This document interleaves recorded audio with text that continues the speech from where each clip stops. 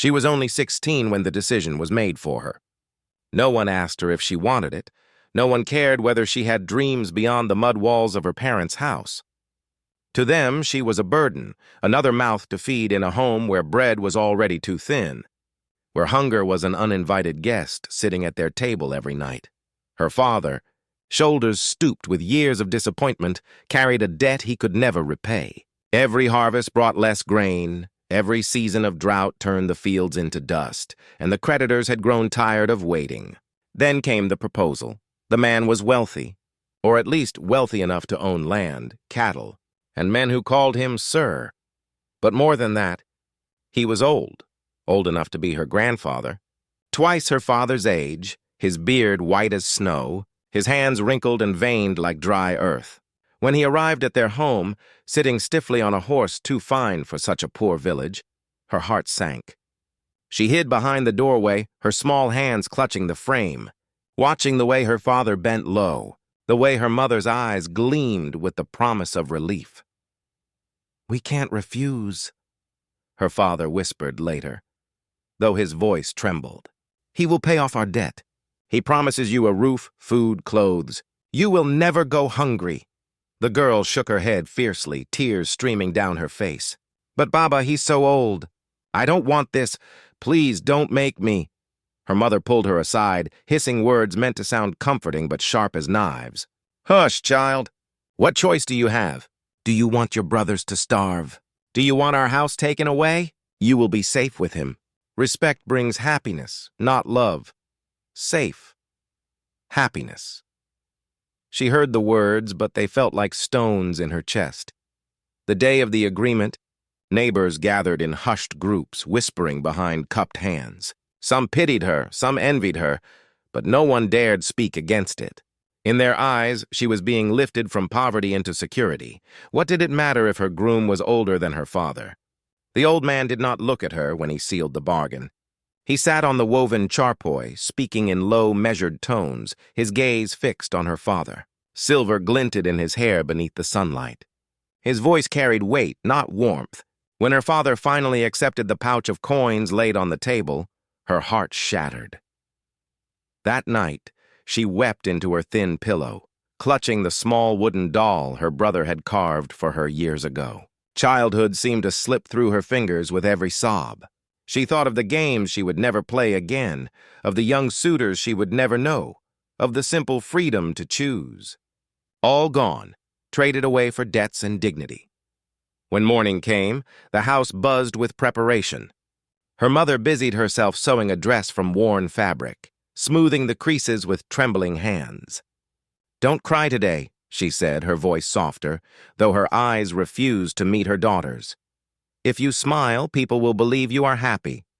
It will make everything easier." But how could she smile when she was being sold? The wedding was small, rushed, a mere transaction dressed in ritual. She sat silent, her hands cold, her lips pressed tight as prayers were spoken over her head. When the veil was lowered, she felt it was not just cloth, but a curtain closing over her life, shutting her away from everything she had ever known. The bargain was complete. She belonged to him now, his wife, his possession, and though the world thought her lucky, she felt nothing but fear. The day of her wedding passed like a blur. Faces, whispers, the heavy perfume of incense, the scratch of the bridal veil against her cheeks. She remembered almost nothing of the ceremony except the feeling of being led rather than walking on her own. It was as if her life had been taken from her hands and placed into someone else's, a thread tied to a puppet she no longer controlled.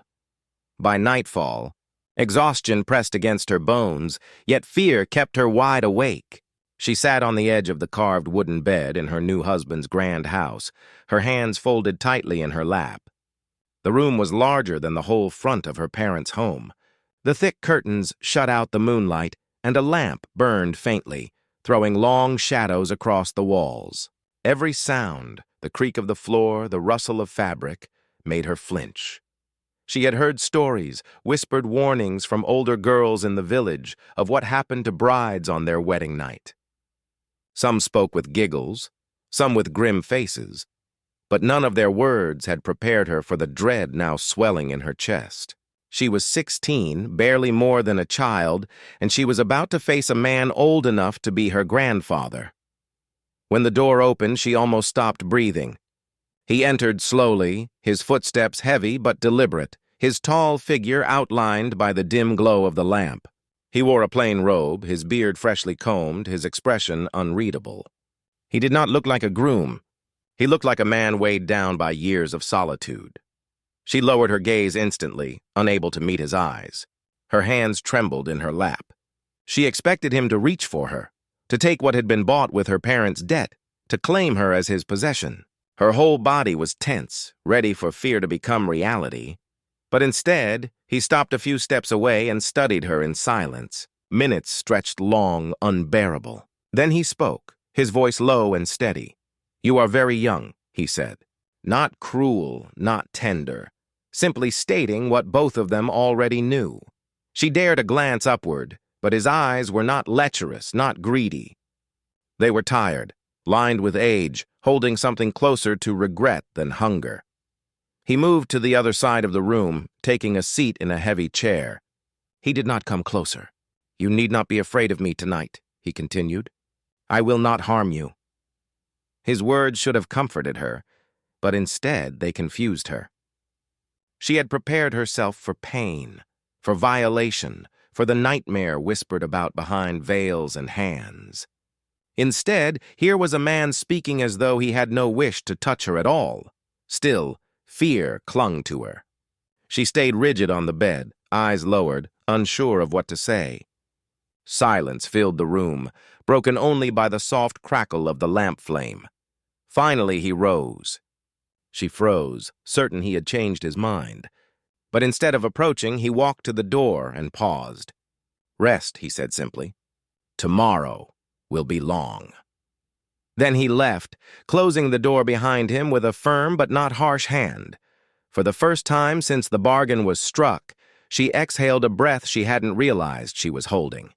She curled onto the bed, still clothed, her heart racing with confusion. She did not feel safe, not yet. But she also did not feel shattered in the way she had feared. That night, she drifted into uneasy sleep, wondering who this man really was. A cruel master? A distant stranger? Or something more complicated than either? She did not know then, but the uncertainty itself was enough to change the shape of her fear. The days after the wedding slipped into a rhythm that felt both endless and hollow. She woke each morning in a bed far too large for one, in a room that smelled of cedar and dust, surrounded by walls that seemed to listen to her silence. No mother calling her to sweep the yard, no siblings quarreling over bread, no familiar chaos of her old life. Instead, there was quiet, oppressive, suffocating quiet. The house was vast, with high-beamed ceilings and long corridors where her footsteps echoed. Servants came and went, their heads bowed, speaking to her only when necessary. They were polite but distant, as though afraid to overstep in the presence of their master's new wife. To them, she was just another part of the household, as fixed as the furniture or the rugs. Her husband was rarely home. When he was, he spent his hours outdoors, walking the land, overseeing the cattle, speaking with foremen in low voices she couldn't decipher. He hardly spoke to her beyond brief instructions or the occasional inquiry. "Do you have everything you need?" The words felt hollow, like a formality. She always nodded, though inside she wanted to scream. What did she need? She needed freedom. She needed a friend. She needed to feel alive, not trapped inside stone walls like a bird in a cage too heavy to lift. Often, she wandered the house like a ghost, trailing her fingers along polished banisters, opening doors just to see what lay behind them.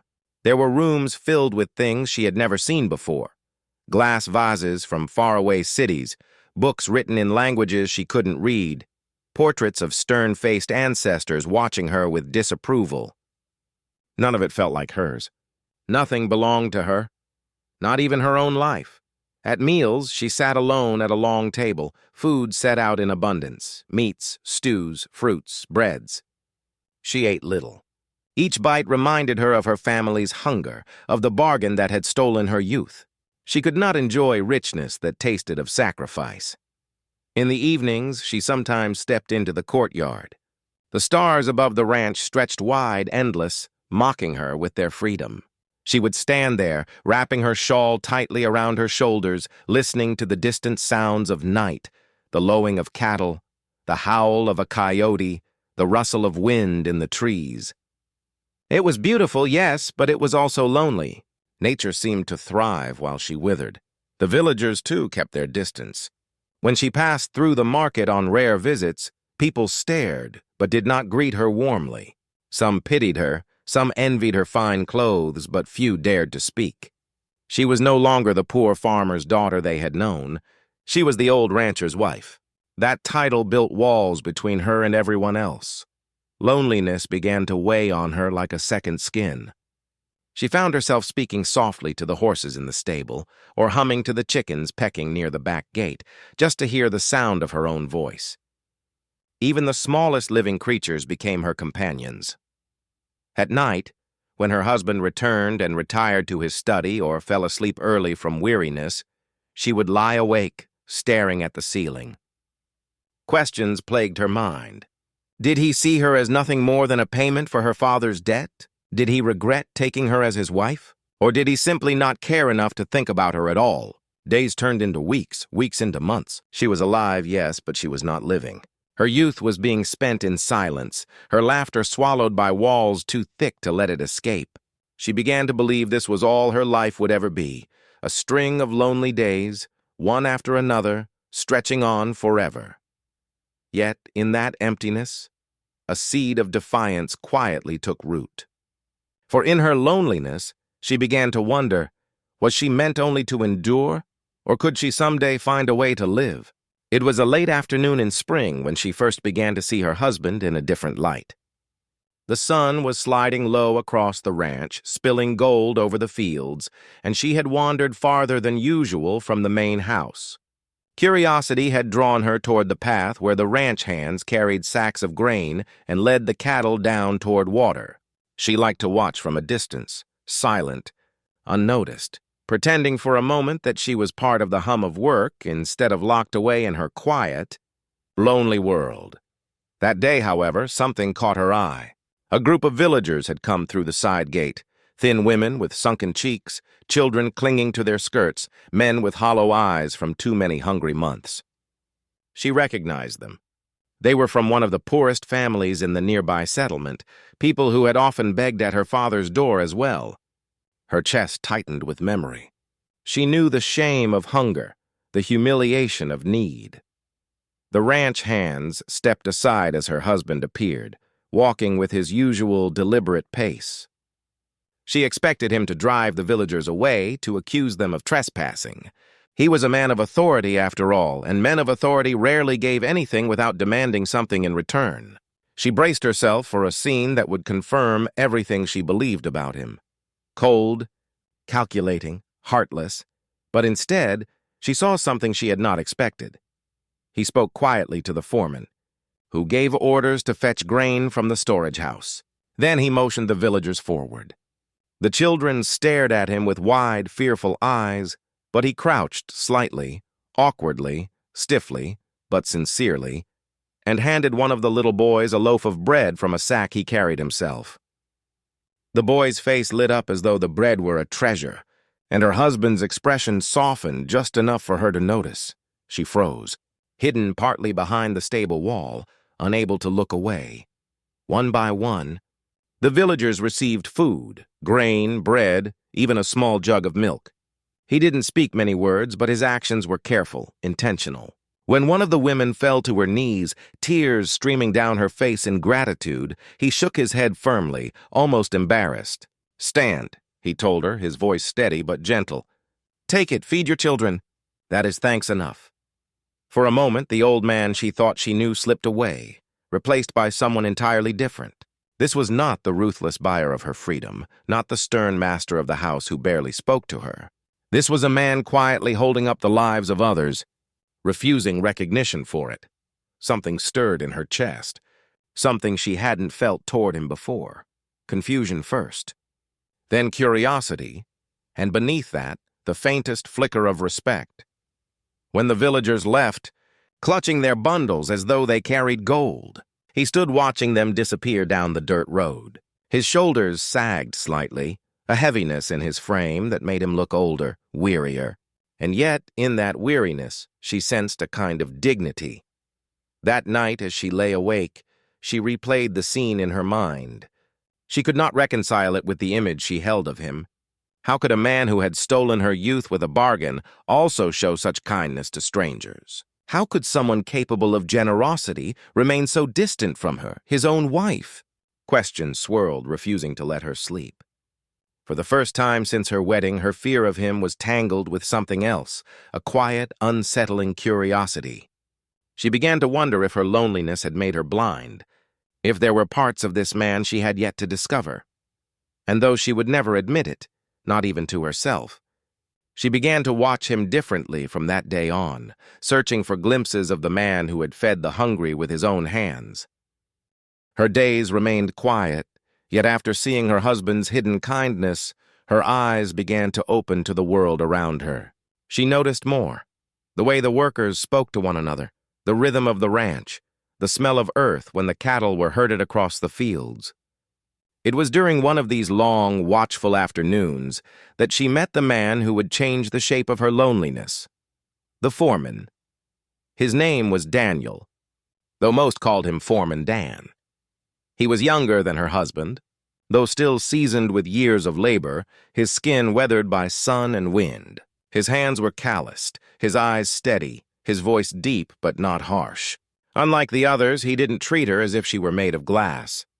The servants bowed, whispered, and vanished. The ranch hands kept their distance, glancing at her like she was a shadow best left alone. But Daniel did not avert his gaze. Their first true conversation happened by accident. She had wandered too close to the stable one morning, drawn by the sound of horses stamping and snorting. The animals had always fascinated her, so strong, so alive, and she had leaned in to watch when one of them, startled, reared and kicked against the gate. She stumbled back, frightened, and nearly fell. Daniel appeared almost instantly, catching her arm before she hit the ground. His grip was firm but careful, as though he feared he might frighten her further. "You shouldn't stand so close," he said, releasing her once she found her balance. His tone was matter-of-fact, not scolding. "That one's skittish. Doesn't take well to strangers." She nodded, cheeks flushing. I didn't mean to. I just wanted to see." Something softened in his expression. He studied her for a moment, then motioned her to follow. "If you want to see, come.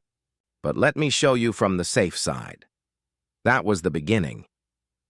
He led her into the stables, explaining each horse as though they were people he knew well.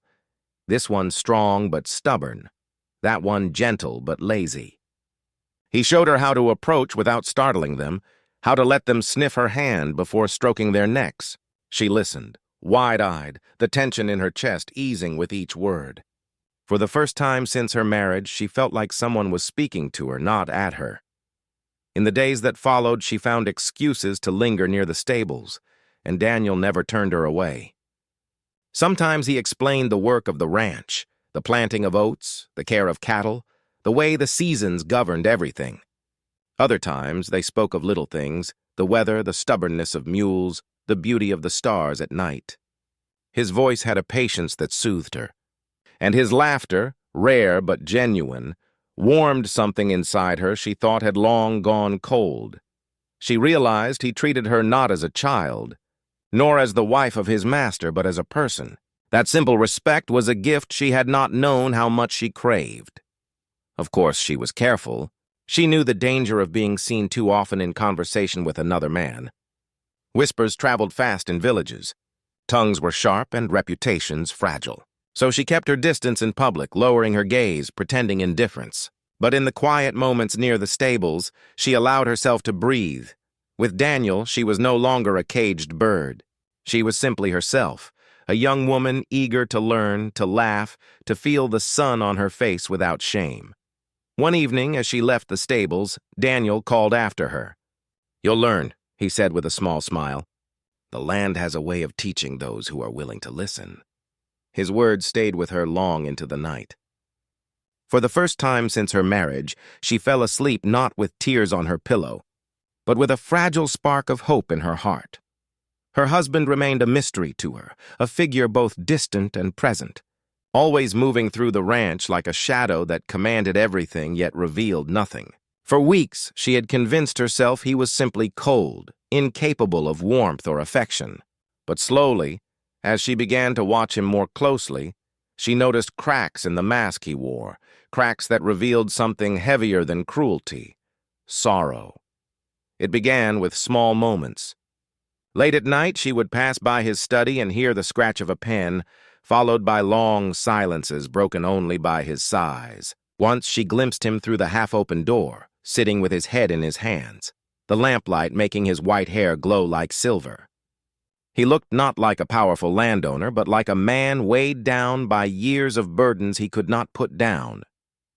One morning, she overheard two of the older servants whispering. They spoke of the first wife he had lost many years ago, a woman who had died young, leaving him with grief that had never fully healed. Another time, she heard mention of his estranged son, who had abandoned the ranch after bitter arguments, vowing never to return. The ranch, she began to realize, was not only a place of wealth, but also of ghosts. Still, it was not until she found him in the courtyard one evening that she began to understand. He was sitting alone on a bench, staring at the horizon where the sun melted into the earth. She approached quietly, unsure if he would welcome her presence. But before she could retreat, he spoke. "You think me a cruel man?" he said, his voice low, as though he had been carrying the words for a long time. Her breath caught. She had not expected such honesty. She faltered, unsure what to say. He turned to her, his eyes tired but piercing. "Your father owed more than he could ever repay. He begged me to take you, to save him from ruin." I resisted. I told him it was wrong. But he insisted. He said you were strong, obedient, that you would bring peace to an old man's house. I did not want another wife. Not like this. His confession struck her like a blow. All this time, she had believed he had chosen her, claimed her as property. Now she saw a different truth. He had been as bound to the bargain as she had, though in another way. "I am old," he continued, looking down at his weathered hands.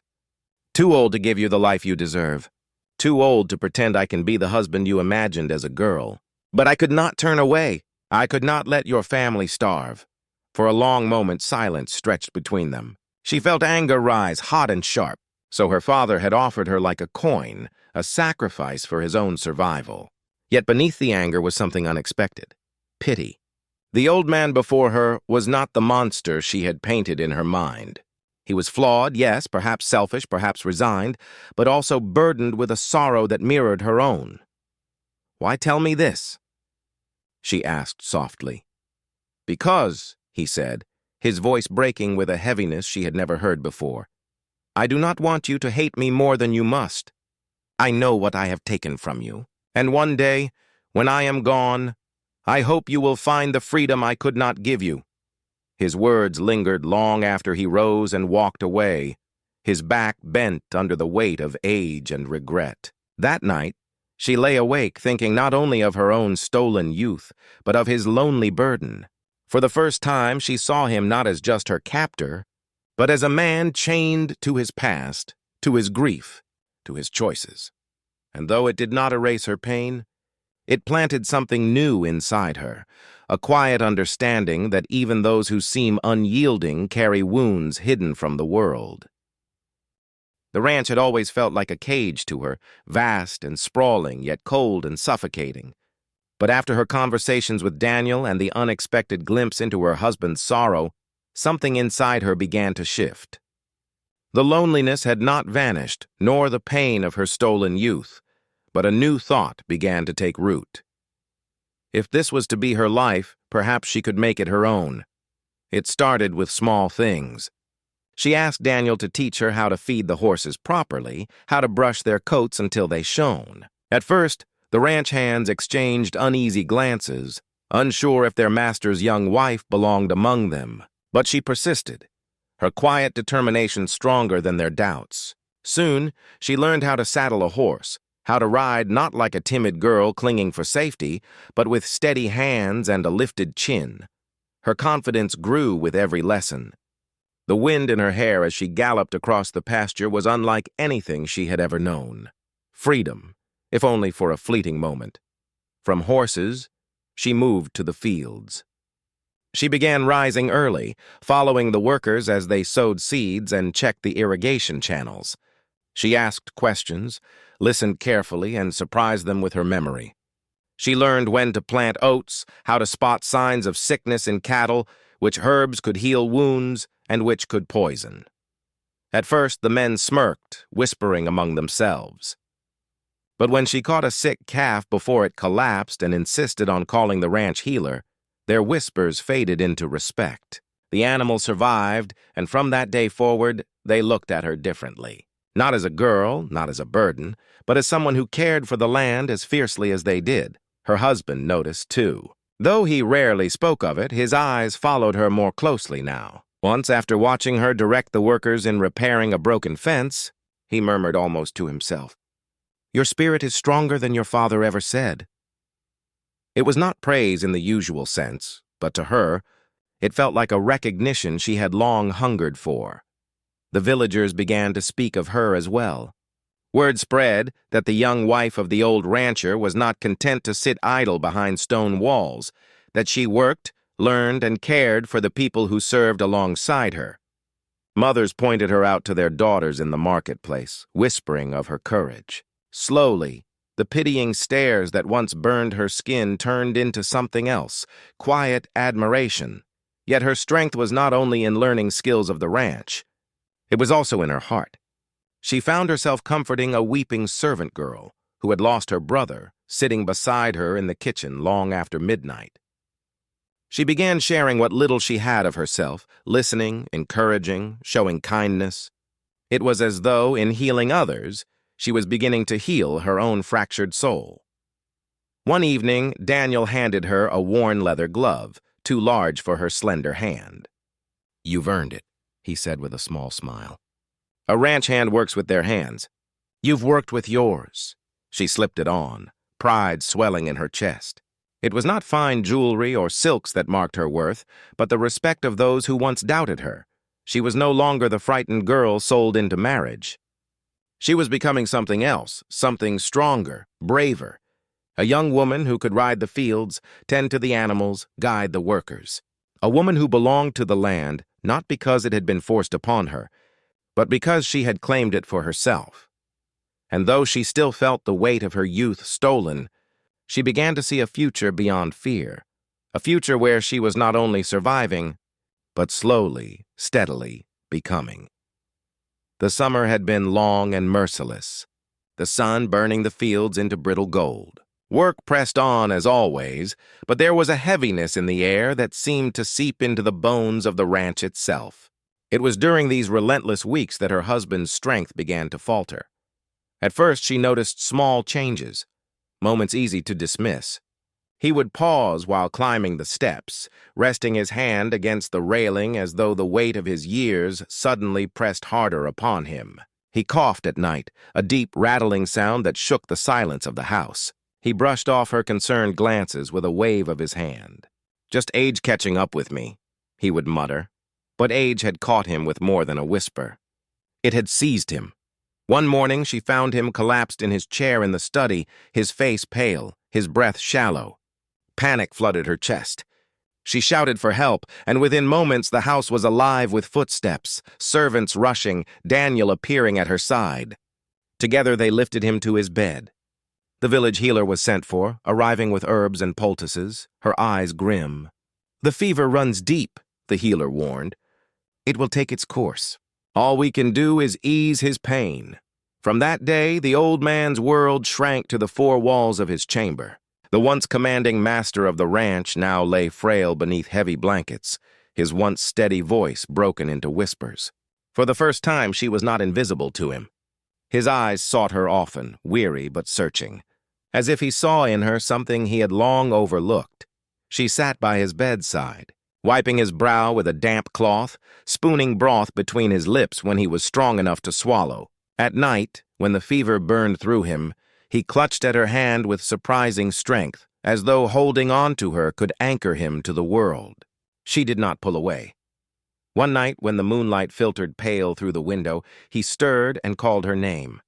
She leaned closer, expecting him to ask for water. But instead, he spoke words that cut deeper than she imagined possible. "I took your youth," he whispered, his voice trembling with both fever and regret. "I knew it, even as I agreed to the bargain. I told myself it was for your family's sake, for your sake. But I was selfish too. I did not want to die alone." Her throat tightened. She wanted to protest, to tell him she had no choice, that the blame was not hers to absolve. But as she looked into his eyes, clouded with pain but stripped of pride, she saw the truth of his sorrow. This was not the voice of a master or a husband, but of a man confessing the burden of his sins. He drew a shuddering breath. "If I live, I will give you freedom. If I die—" He paused, eyes fluttering shut for a moment before opening again. "Then promise me you will not waste your life mourning. Promise me you will live, truly live." Tears slipped down her cheeks, silent and unbidden. She nodded, unable to find her voice. The fever raged on, days bleeding into nights, but she stayed. She was no longer the terrified girl on her wedding night, shrinking from his presence. She was his caretaker, his witness, the one who listened to his regrets when no one else would. And though the house was filled with the sounds of servants and healers, in those moments it felt like only the two of them existed, an old man seeking forgiveness, and a young woman learning the weight of compassion. It was in his illness that she saw him most clearly, not as the husband forced upon her, not as the master of the ranch, but as a weary soul carrying a burden too heavy for one life. And as she sat by his side, she realized her own burden was shifting. No longer only a victim, she was becoming something more. Someone with the power to forgive, to choose, to carry forward the promise he had asked of her. To live. The illness dragged on for weeks, until finally one dawn, when the sky was painted in soft pink and gray, the old man breathed his last. His hand slipped from hers, still warm but lifeless, and the room fell into a silence heavier than stone. She did not weep loudly. She sat there, staring at him, feeling the strange weight of freedom settling into her chest. For so long she had imagined this moment, dreaded it, prayed for it, feared it. She thought she might feel only relief, but instead, what filled her was a quiet, complicated grief.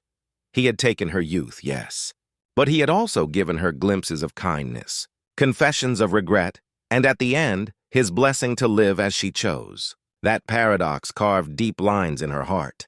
She mourned not the husband she had never truly loved, but the lonely man who had sought comfort in her presence, and who had left her with more than she expected, a chance to begin again.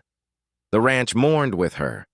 Workers bowed their heads, the villagers lit candles, and even the air felt heavy. Yet in the days that followed, she noticed something different. People looked to her, not as a child, not as the young wife of the old rancher, but as the woman now holding the reins of the estate. The respect she had quietly earned now blossomed fully. Through it all, Daniel remained at her side. At first only in the way a loyal foreman should, organizing the workers, keeping the ranch running, ensuring she was not overwhelmed. But there was a gentleness in his presence, a watchful care that went beyond duty. He never pushed, never intruded, but she felt him there, steady as the earth. One evening, not long after the burial, she found herself in the stables again.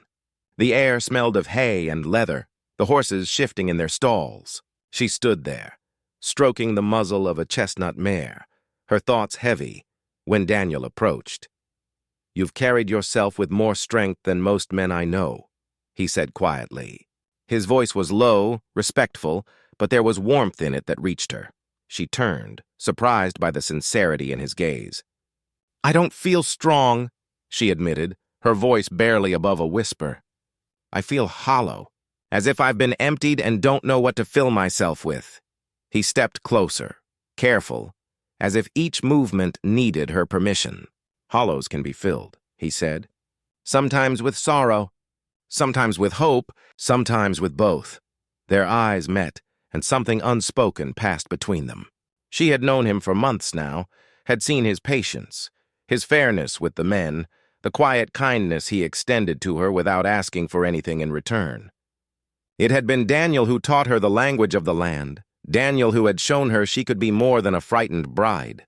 And now, standing before him, she realized that what she felt in his presence was not fear nor duty, but something she had long believed she would never know: safety.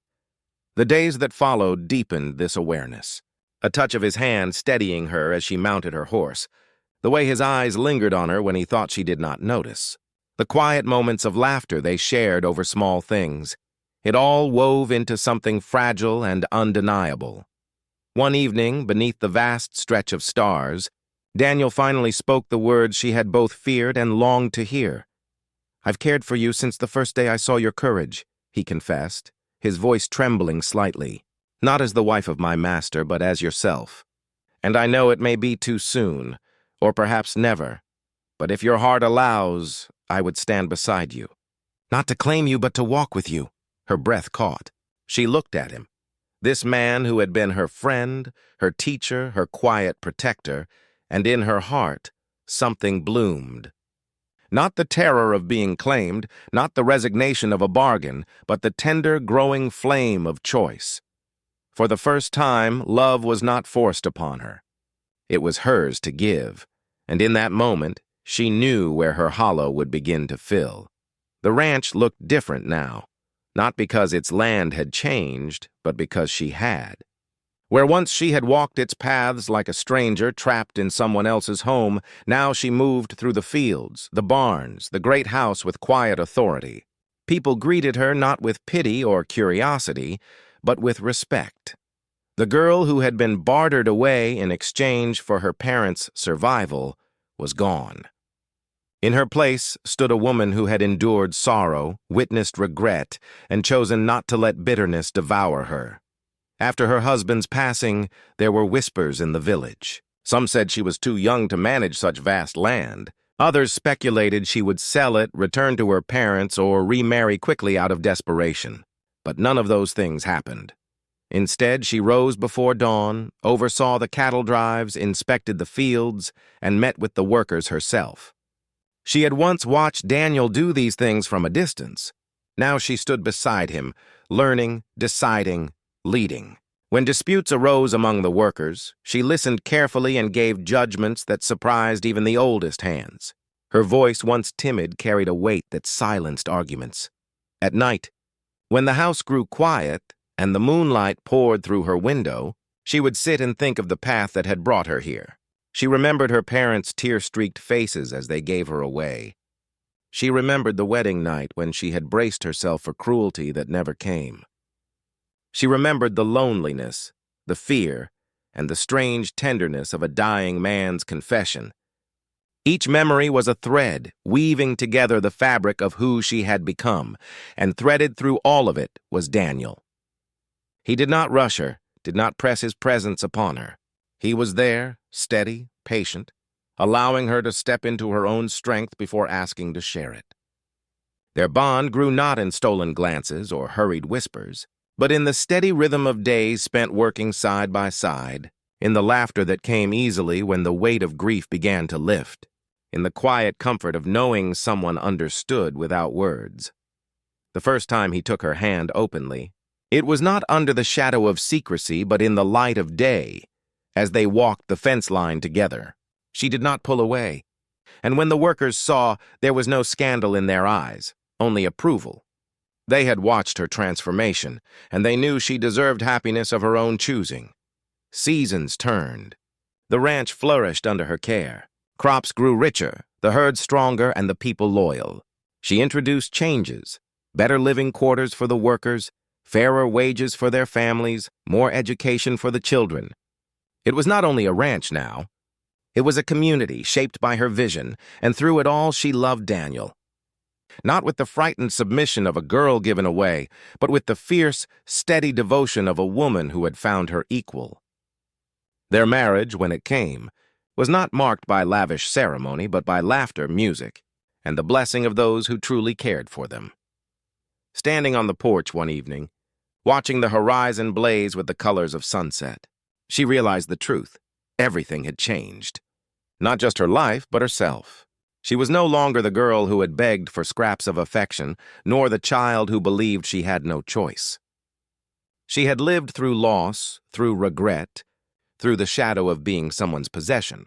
Now, she was her own, and as Daniel slipped his arm around her shoulders, she leaned into him, not because she had to, but because she wanted to. Love, freedom, and dignity. These were hers at last, won through struggle, carried forward with pride. Everything had changed. And it was only the beginning